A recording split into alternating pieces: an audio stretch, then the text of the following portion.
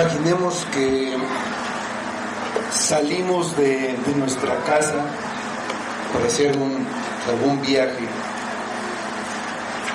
y después, cuando queremos regresar, no podemos porque el camino de regreso está obstruido. Hubo un derrumbe y no se puede regresar, no hay paso, no se puede dar un rodeo, no hay manera. Eso es lo que le pasó a la humanidad en Adán. Estaban en el paraíso donde tenían comunión con Dios, tuvieron que salir, no por su voluntad, pero salieron y no había manera de regresar. El camino estaba bloqueado, estaba cerrado. Había una espada que se revolvía por todos lados, de manera que no podían regresar, no había manera, ni dando un rodeo, no había otro camino. Y así estuvo la humanidad por mucho tiempo.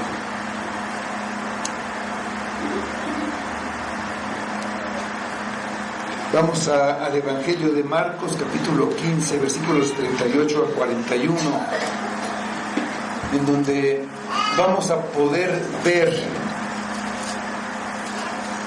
cómo se abrió el camino. Vamos a poder ver el camino de regreso abierto. Dicen estos versículos: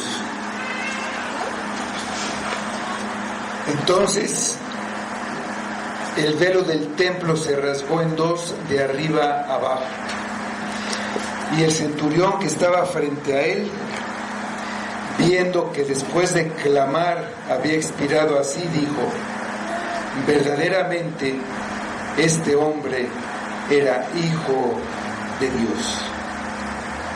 También había algunas mujeres mirando de lejos, entre las cuales estaban María Magdalena, María, la madre de Jacobo el menor y de José, y Salomé, quienes, cuando él estaba en Galilea, le seguían y le servían, y otras muchas que habían subido con él a Jerusalén. Vamos a orar. Señor, te damos gracias nuevamente por tu palabra, porque la tenemos, y te pedimos que abras nuestros ojos para que podamos ver aquí la obra de Cristo, lo que Él logró para nosotros cuando murió con su muerte, y te pedimos que tu Espíritu esté aquí obrando en cada uno de nosotros, que necesitamos que esta palabra entre para dar un fruto, entre para que nos dé vida, y es algo que solamente tú puedes hacer, Padre, por medio de tu Espíritu, por medio de tu palabra, por medio de los medios que tú nos has dejado. Te pedimos que los uses ahora con todo tu poder y con toda tu misericordia, y que todo sea para nuestro bien y para tu gloria. En el nombre de Cristo, amén.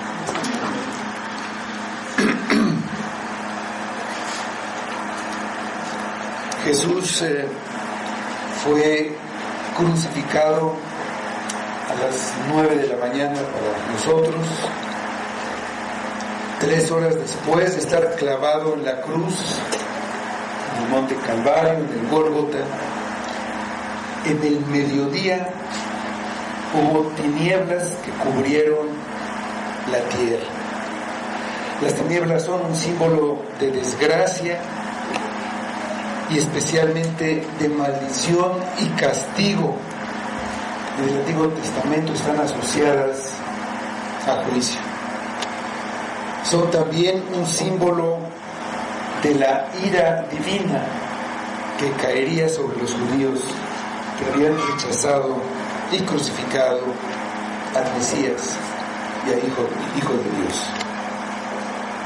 3 horas después, a las 3 de la tarde, con Jesús ya con 6 horas en la cruz, y después de una noche de juicios y maltratos, completamente agotado, Jesús se apoyó sobre sus brazos y piernas, estaban sostenidos por clavos, para respirar, tomar aire, y con un gran esfuerzo lanzó un grito de angustia. Marcos dice que clamó a gran voz diciendo: Dios mío, ¿por qué me has desamparado? Le dieron a beber vinagre, mas Jesús, dando una gran voz, expiró. Esta última gran voz o grito demuestra que hasta el último momento tuvo pleno dominio de sus facultades, que tenía fuerza suficiente para permanecer ahí por muchas horas. También muestra que su vida no se apagó suavemente, sino violenta y repentinamente.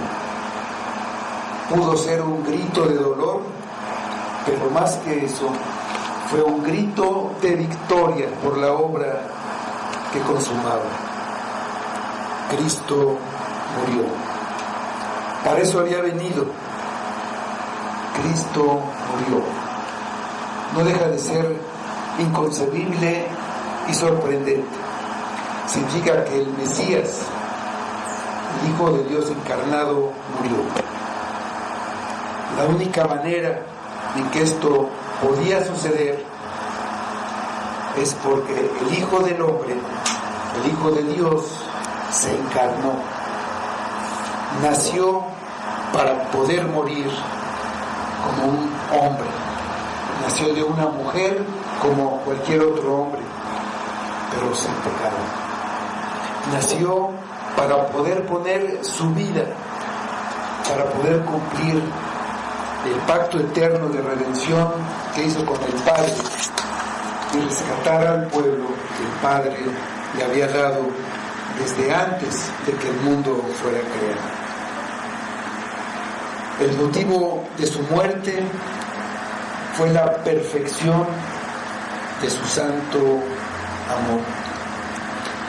La única manera en que el amor y la justicia divina se cumplieran al mismo tiempo fue que Dios en Cristo nos sustituyera, ocupando nuestro lugar en la cruz y lograr así nuestra salvación.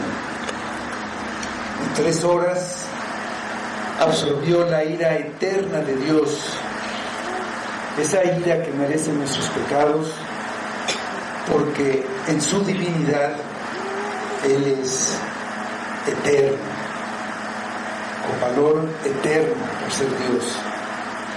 Por eso puede recibir un castigo eterno. No salvó. La salvación se ilustra en las Escrituras de varias maneras. Una de esas maneras es la propiciación. La propiciación, vamos a hablar un poco de esto, el propiciatorio, de lo que es la propiciación, es quitando la ira justa de Dios, la indignación de Dios contra lo malo, contra la maldad. El sacrificio de Cristo quita la ira porque satisface la justicia, expía o borra nuestras culpas, de manera que hace a Dios propicio hacia nosotros, hace que ahora nos vea con buenos ojos y esté inclinado a hacernos bien. Dice Romanos 3, 24 y 25, siendo justificados gratuitamente por su gracia, mediante la redención que es en Cristo Jesús, a quien Dios puso como propiciación por medio de la fe en su sangre, para manifestar su justicia a causa de haber pasado por alto en su paciencia los pecados pasados. Dice ahí, siendo justificados gratuitamente. La justificación es un término legal que se entiende como una declaración judicial del juez de declarar justa a una persona ante la ley. Para el juez no es culpable, por lo que no puede ser castigado por los delitos de los que se le acusaba. La reconciliación es otra figura que ilustra la salvación.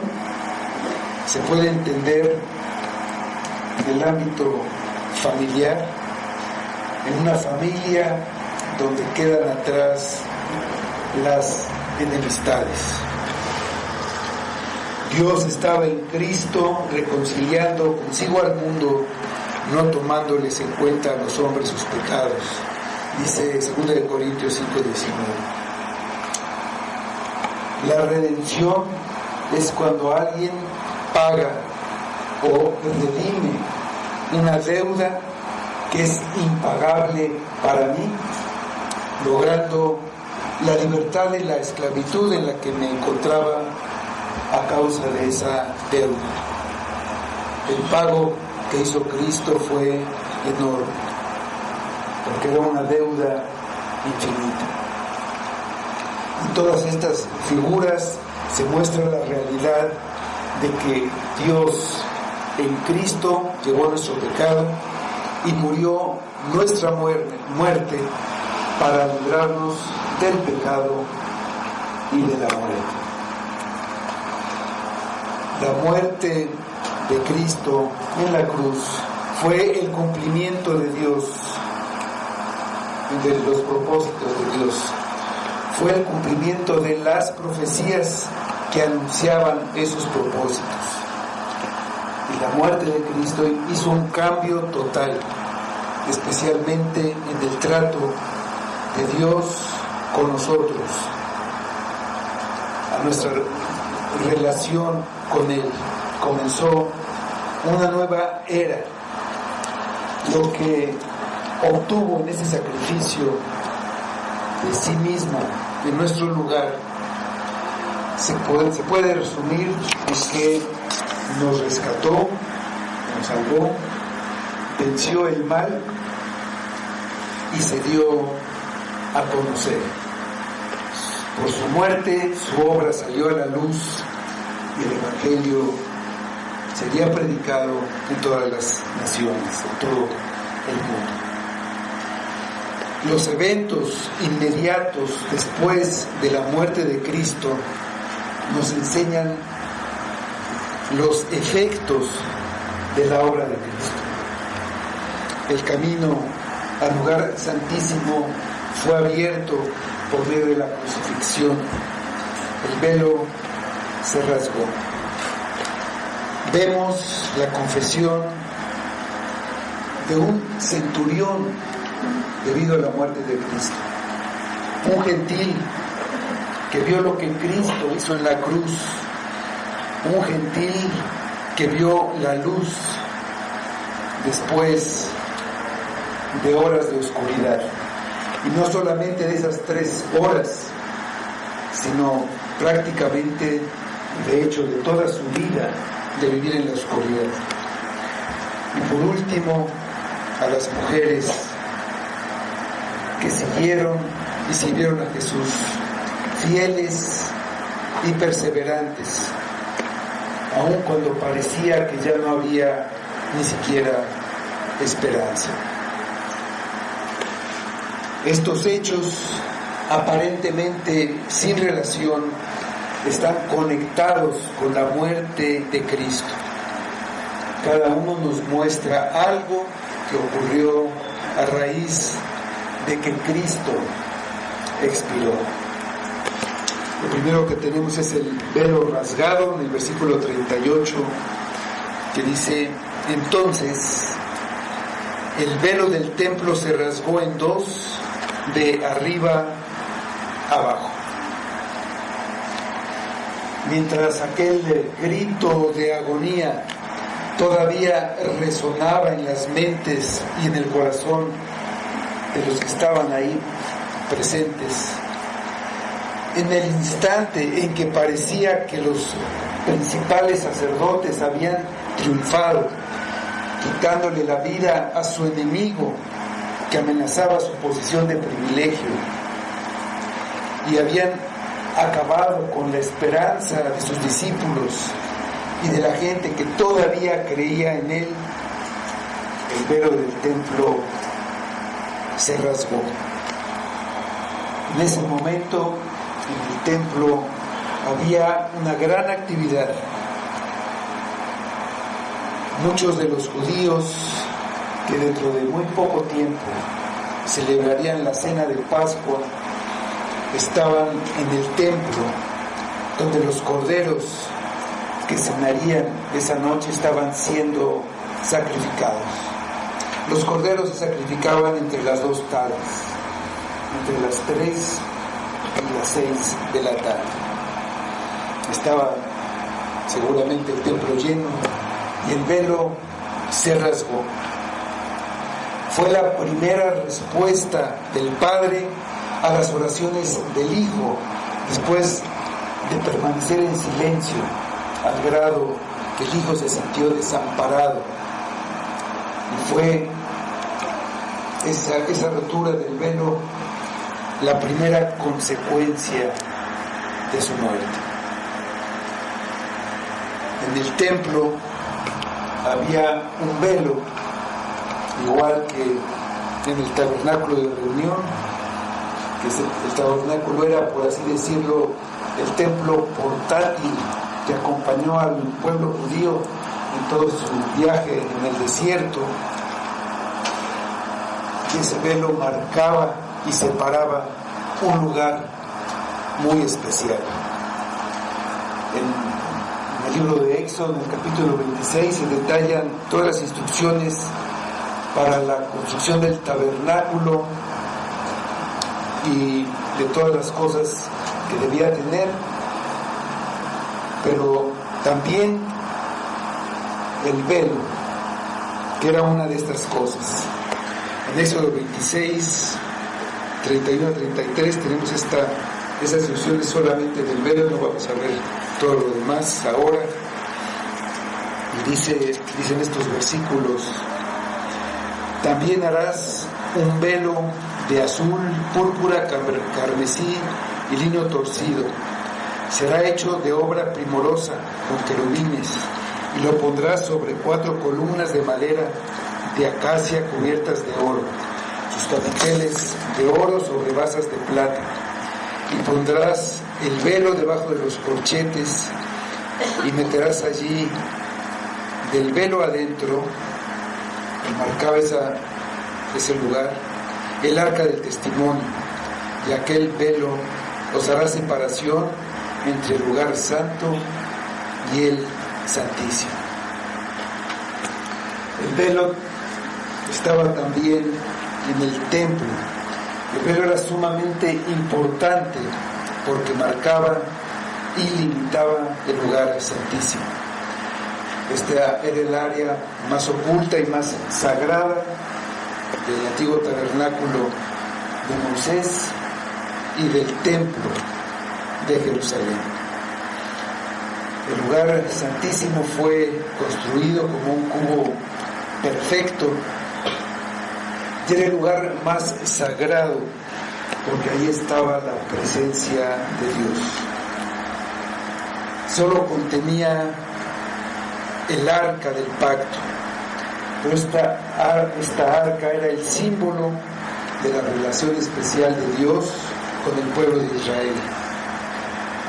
Sobre el arca estaba el propiciatorio. Era la tapa del arca, que era donde el sacerdote derramaba la sangre del sacrificio el día de la expiación. Únicamente el sumo sacerdote israelita podía acceder al lugar santísimo una vez al año. El día de la expiación, solamente ese día el sumo sacerdote, estaba autorizado para entrar en el pequeño recinto sin ventanas, para quemar incienso y rociar la sangre del animal sacrificado en el propiciatorio del arca, para propiciar, ya vimos lo que era esta propiciación. Dice Levítico 16:4: y esto tendréis como estatuto perpetuo para hacer expiación una vez al año por todos los pecados de Israel. Y Moisés lo hizo como Jehová le mandó. Una vez al año.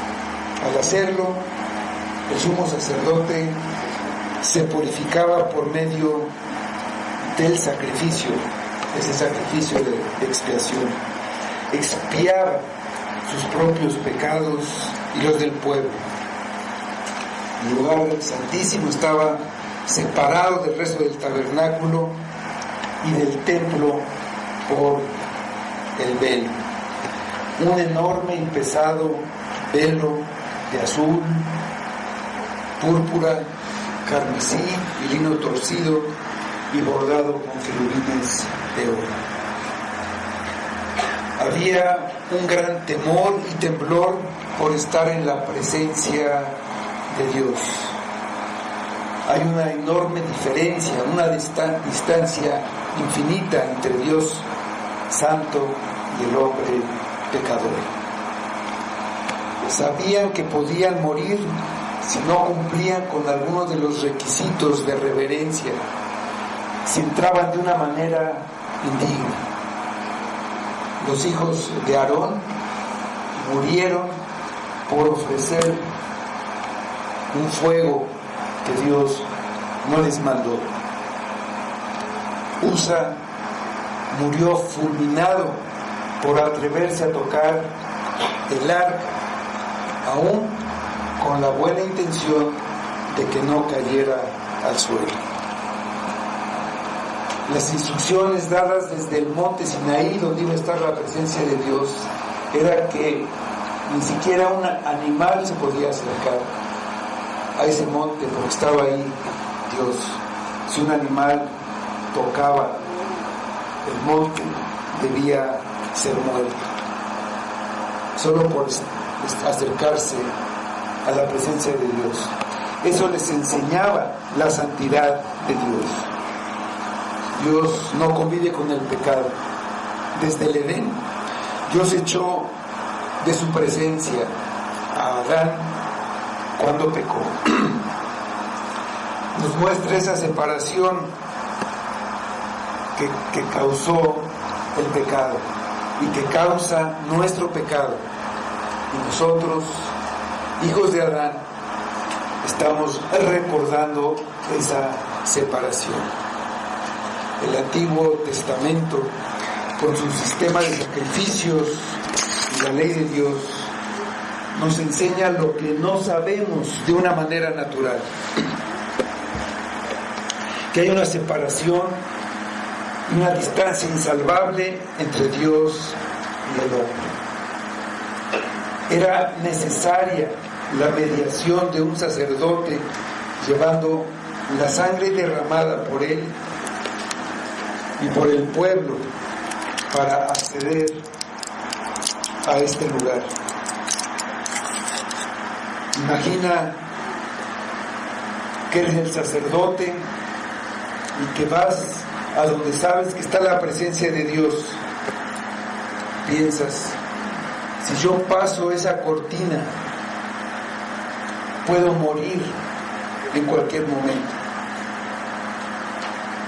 Si no vengo lo suficientemente limpio, si me he contaminado con algo, si toco o miro algo que no debo. Dios dijo que Él aparecería en el lugar santísimo. Dice en Levítico 16:2, dice: y Jehová dijo a Moisés: di a Aarón tu hermano que no en todo tiempo entre en el santuario detrás del velo, delante del propiciatorio que está sobre el arca, para que no muera, porque yo apareceré en la nube sobre el propiciatorio. Por lo tanto, se necesitaba el velo.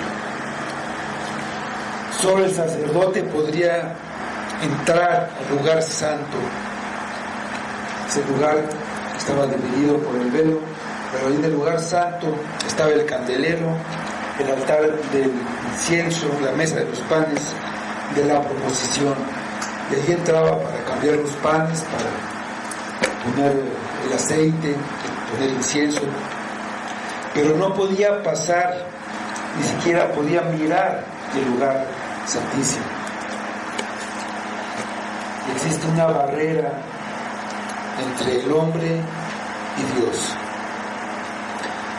Nadie podía tener acceso a la santidad de Dios, excepto el sumo sacerdote, y solo una vez al año. Muy limpio eres de ojos para ver el mal, dice y Dios no puede tolerar el pecado.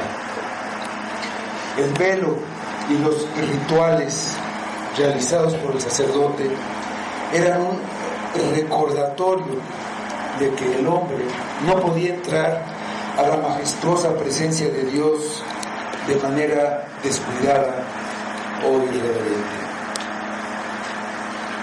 Antes de que el sumo sacerdote entrara en el lugar santísimo en el día de la expiación, tenía que lavarse, ponerse una ropa especial, traer incienso quemado para que el humo cubriera sus ojos y no viera directamente a Dios. Y además debía llevar la sangre del sacrificio con él para hacer expiación por los pecados. Marcos dice que cuando Jesús expiró, en el templo, el velo se rasgó de arriba abajo. No fue rasgado en dos por ningún hombre. No fue por causa del desgaste natural, porque entonces habría rasgaduras por todos lados. Este velo medía cerca de 20 metros de altura. Si algún hombre se hubiera acercado y lo hubiera roto, la rasgadura hubiera sido de abajo hacia arriba.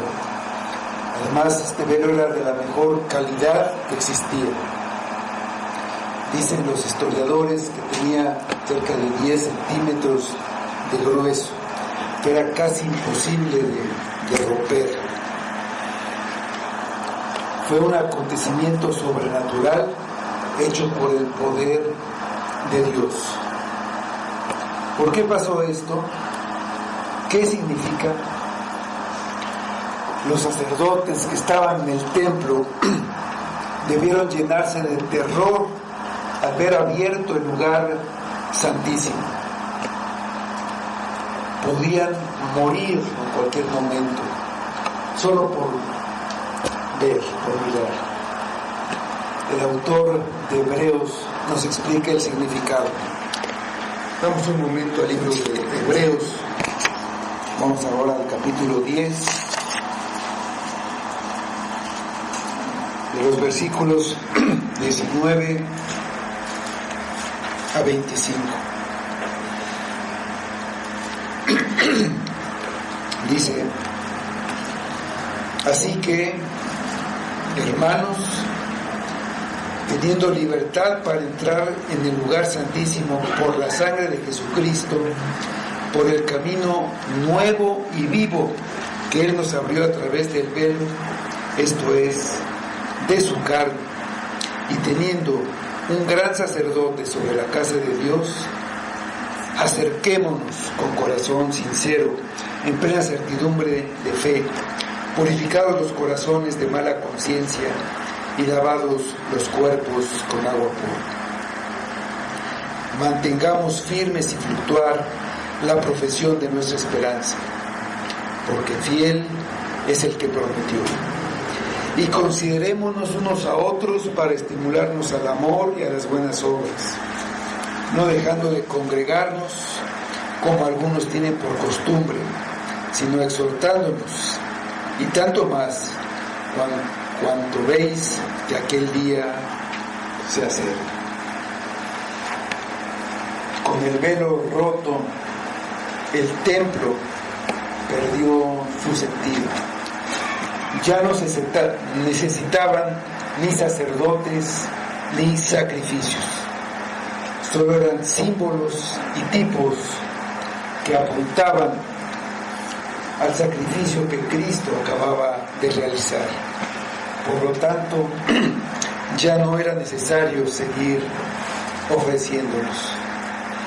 El verdadero templo, el cuerpo de Cristo, había sido destruido ahí en la muerte, en la cruz.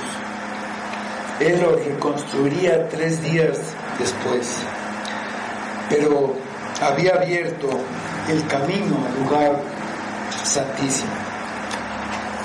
El nuevo templo, que es Cristo, sustituía al antiguo. El orden sacerdotal de Aarón desapareció. Ahí en Hebreos, pero en el capítulo 6 y el versículo 20, podemos leer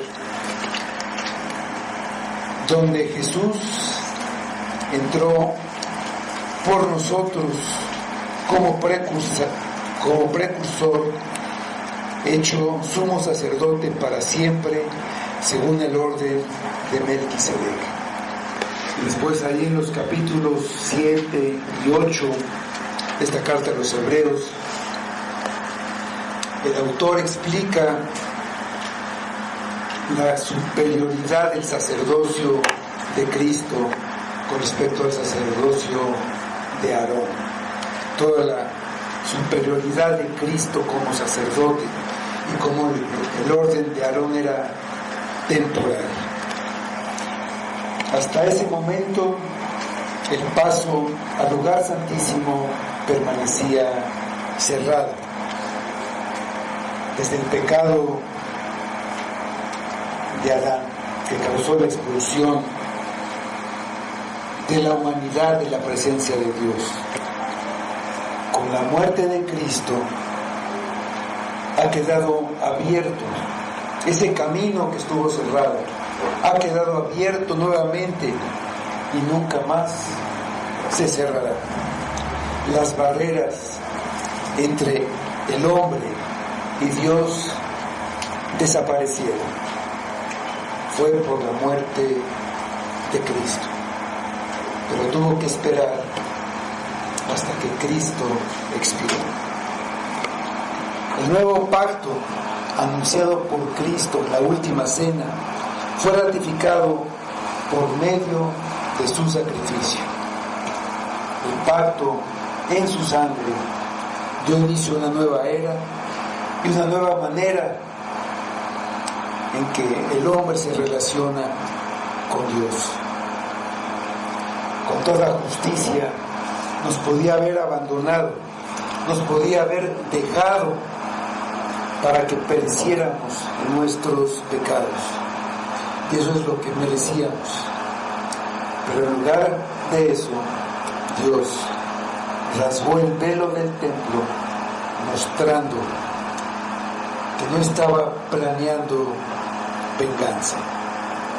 El sacrificio había sido aceptado, se había apagado el ardor de su ira, su justicia había sido satisfecha.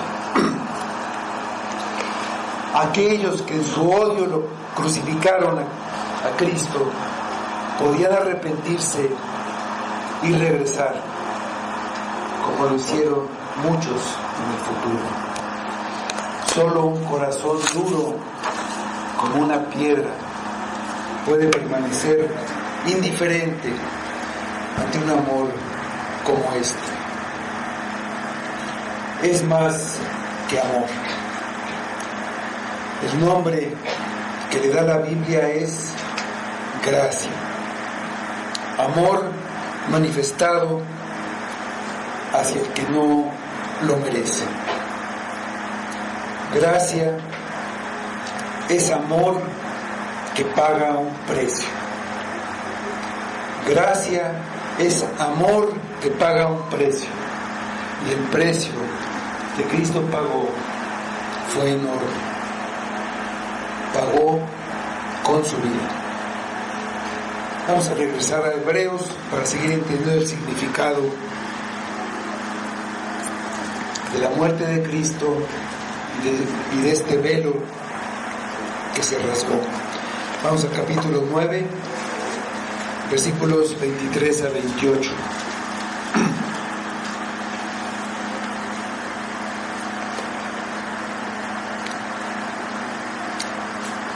Dice este pasaje: fue pues necesario que las figuras de las cosas celestiales fuesen purificadas así, pero las cosas celestiales mismas con mejores sacrificios que estos. Porque no entró Cristo en el santuario hecho de mano, figura del verdadero, sino en el cielo mismo, para presentarse ahora por nosotros ante Dios, y no para ofrecerse muchas veces, como entra el sumo sacerdote en el lugar santísimo cada año con sangre ajena. De otra manera, le hubiera sido necesario padecer muchas veces desde el principio del mundo. Pero ahora, en la consumación de los siglos, se presentó una vez para siempre por el sacrificio de sí mismo para quitar de en medio el pecado. Y de la manera que está establecido para los hombres, que mueran una sola vez y después de esto el juicio, así también Cristo fue ofrecido una sola vez para llevar los pecados de muchos, y aparecerá por segunda vez sin relación con el pecado para salvar a los que le esperan. Cristo es sacerdote y víctima al mismo tiempo. Él es nuestro intermediario y es el único que podemos tener entre Dios y un hombre. Hoy, en este momento, tú puedes acercarte, puedes entrar al lugar santísimo, puedes acercarte al trono de gracia. Acércate con confianza. No hay barrera. Cristo quitó el pecado de en medio. Aquel día, el día de tu juicio, se acerca. Pide el arrepentimiento que no ves en tu vida como un fruto que confirme tu profesión de fe. Purifica tu corazón. Ve lo que hizo Cristo y acércate. Nuestra certeza de perdón y de reconciliación con Dios se encuentra únicamente en la muerte de Cristo, únicamente porque Cristo expiró. El velo que se rasgó nos enseña que mantengamos firme nuestra esperanza, no por nosotros, sino por la fidelidad de Dios.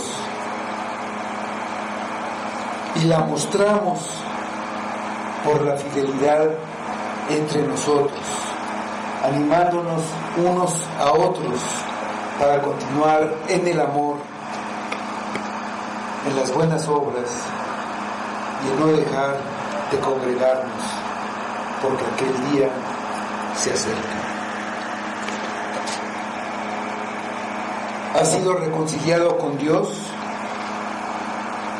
Sufre con Cristo, ama a los santos, anímalos y no dejes de congregarte. Si no has sido reconciliado, no se verá esta obra, no se verá en tu vida, no la verás. No has sido reconciliado.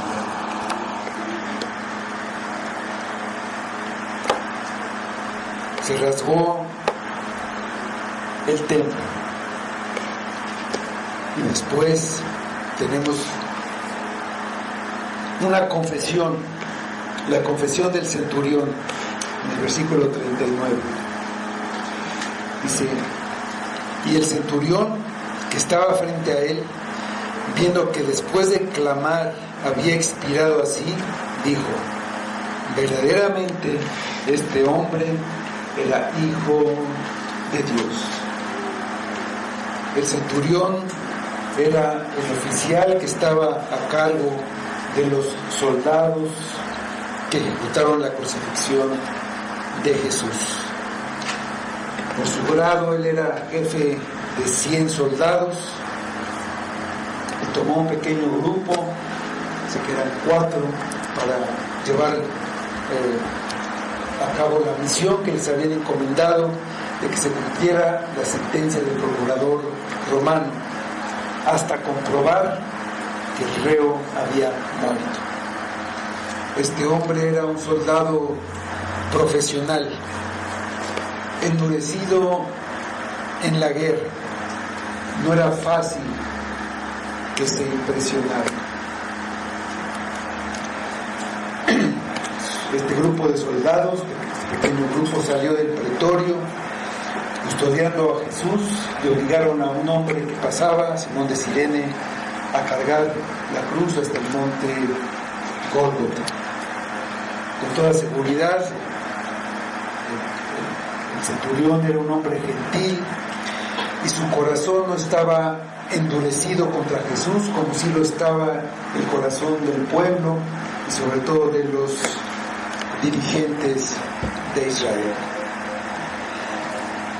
Este hombre presenció el interrogatorio de Pilato a Jesús y vio cómo lo declaró inocente varias veces y cómo por la presión de los sacerdotes lo mandó a azotar y luego lo condenó a la muerte en la cruz.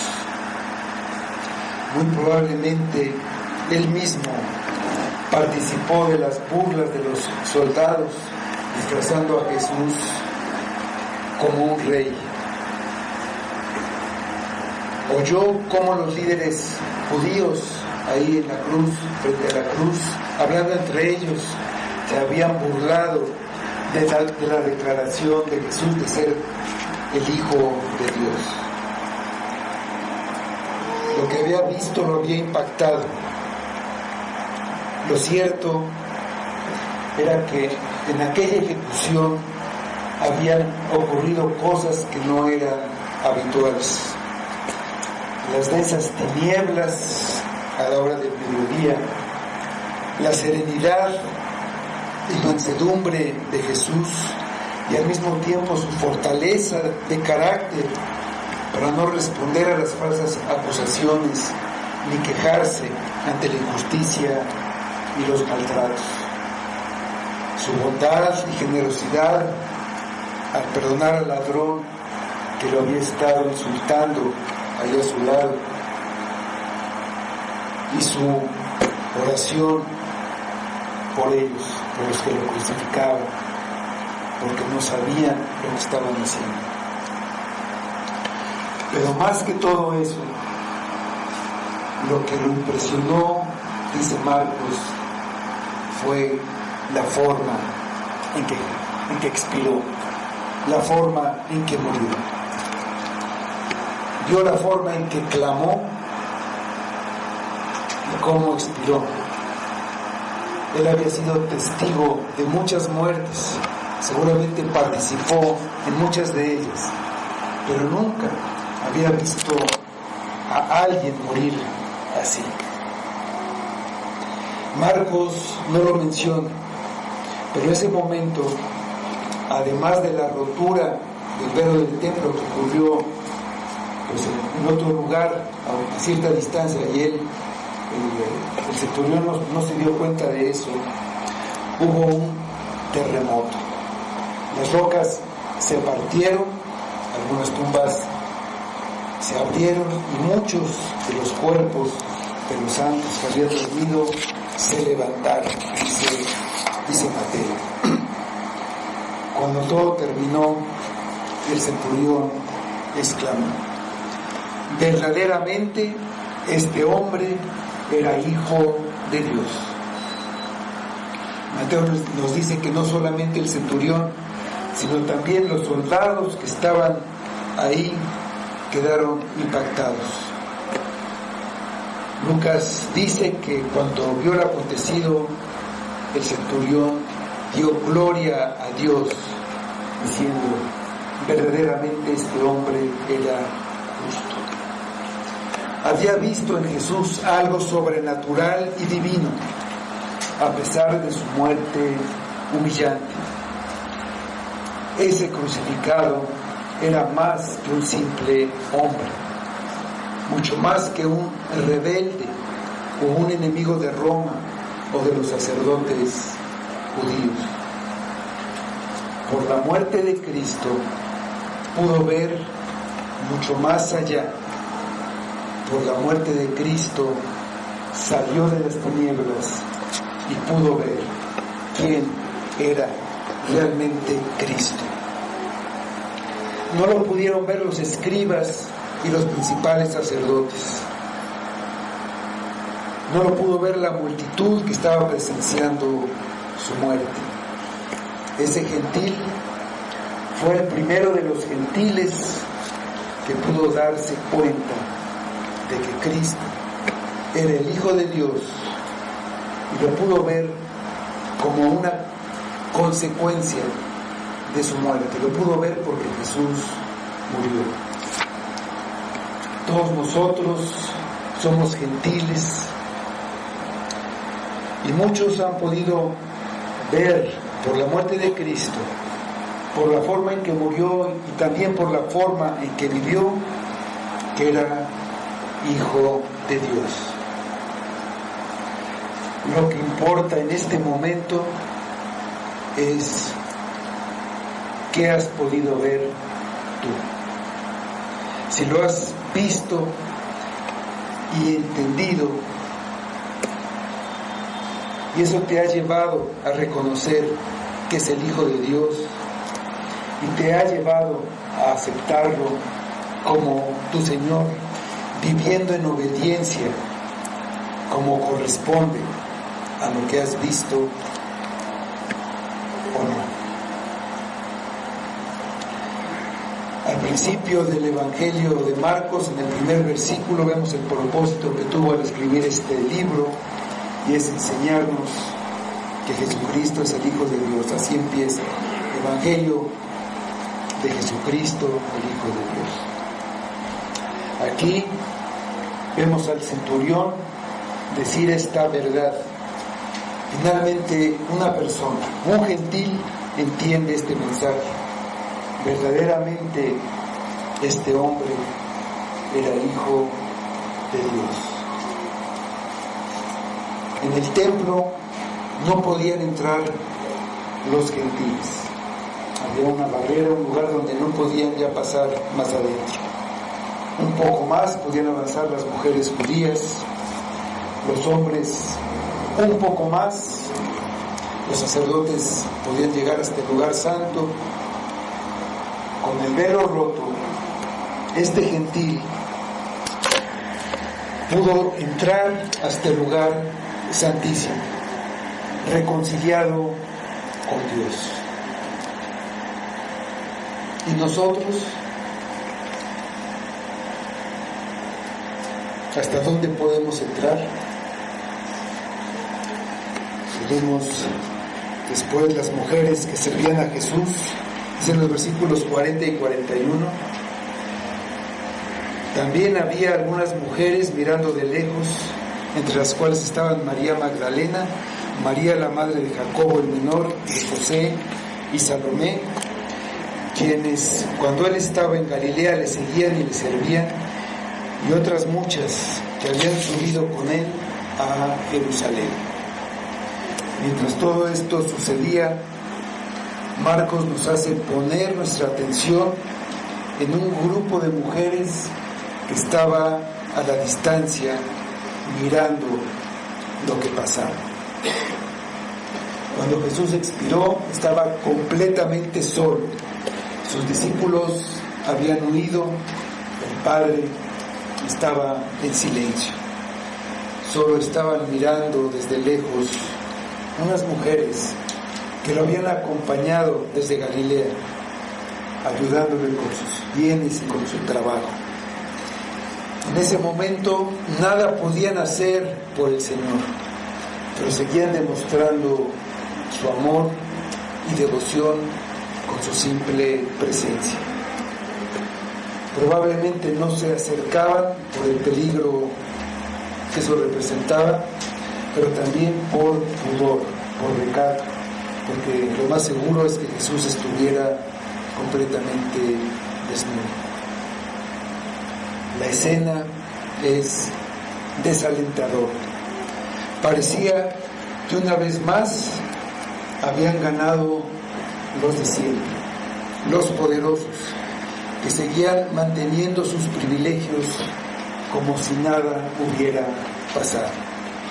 Aún bajo la conquista romana, ellos seguían teniendo riqueza y poder. Una vez más, todas las esperanzas de un cambio verdadero en este mundo se habían desvanecido. Podemos ver esta desolación en los comentarios que más tarde hicieron dos discípulos que iban por el camino a Emaús. Nosotros esperábamos que Él era el que había de redimir a Israel, y ahora ya no hay nada. Estas mujeres no son mencionadas aquí solamente como un detalle sin mucha importancia. Ellas van a estar presentes a lo largo del próximo capítulo y serán el eslabón entre la muerte de Cristo y su resurrección. Ellas habían seguido a Jesús a lo largo de su vida y lo harían también después de su muerte, llegando a ser los primeros testigos de su resurrección. Será necesario, para que su testimonio fuera válido, que estuvieran presentes en la muerte, en la sepultura y en la resurrección de Jesús. Su fidelidad y su perseverancia serían recompensadas. Eran muchas las que habían venido con él desde Galilea, pero Marcos destaca a María Magdalena, de la que Lucas dice que el Señor había librado de una posesión demoníaca. En el capítulo 8 de Lucas dice que había echado de ella 7 demonios.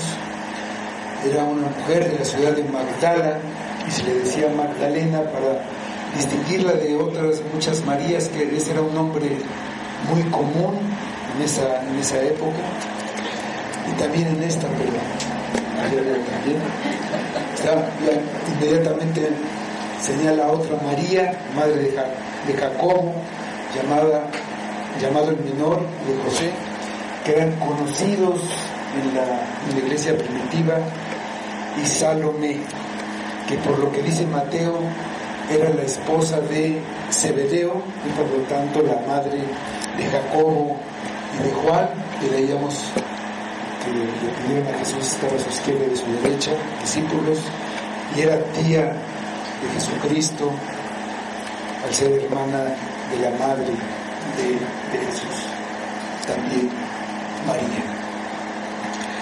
A estas y otras mujeres, Marcos las describe como personas que querían servir a Jesús. Lo ayudaban con sus recursos, sus necesidades, las necesidades de él y también de sus discípulos que lo acompañaban durante su ministerio en Galilea. Este papel honorable se destaca en el Nuevo Testamento. Se menciona a otras muchas mujeres que sirvieron de esta misma manera. Se menciona a Lidia, a Dorcas, a Priscila. Y ellas estaban presentes entre la multitud. Lucas dice que toda la multitud, viendo lo que había pasado, después se golpeaban el pecho. Toda la multitud indudablemente quedó impactada con la muerte de Cristo. La muerte de Cristo logró que se conmovieran. Por Juan, sabemos que los soldados fueron a romper las piernas de los crucificados por la proximidad de la Pascua para que murieran y los pudieran retirar antes de que empezara el día de reposo. Esto fue a petición de los judíos. A los romanos no les importaba, pero para los judíos era importante quitarlos antes de que cayera la tarde, empezar el día. Entonces rompieron las piernas a los dos ladrones, pero no las de Jesús, porque vieron que ya estaba muerto. Sin embargo, le clavaron una lanza en el corazón para asegurarse.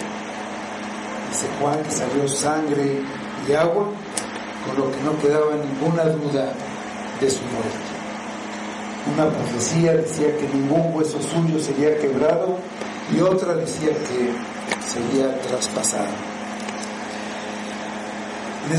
En estos versículos vemos que estas mujeres estaban a lo lejos. Y aquí vamos a ver la conexión que hay entre todos estos eventos. En el templo, las mujeres no podían pasar más allá del llamado atrio de las mujeres, un patio que estaba antes de llegar a los lugares sagrados del templo. Con la muerte de Cristo, ellas también pueden estar en el lugar santísimo. Estaban a lo lejos, pero podían estar ya en ese momento en el lugar santísimo. Esa es la conexión de todos los versículos. Es lo que logró la muerte de Cristo para nosotros. Finalmente, ¿estás tú seguro de tu reconciliación con Dios?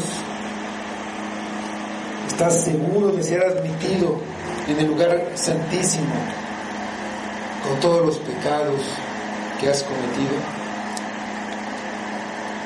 Puedes ver la misericordia de Dios y cómo abrió el camino para gentiles como nosotros. Si no estás seguro, ¿por qué no te arrepientes y crees en el Evangelio?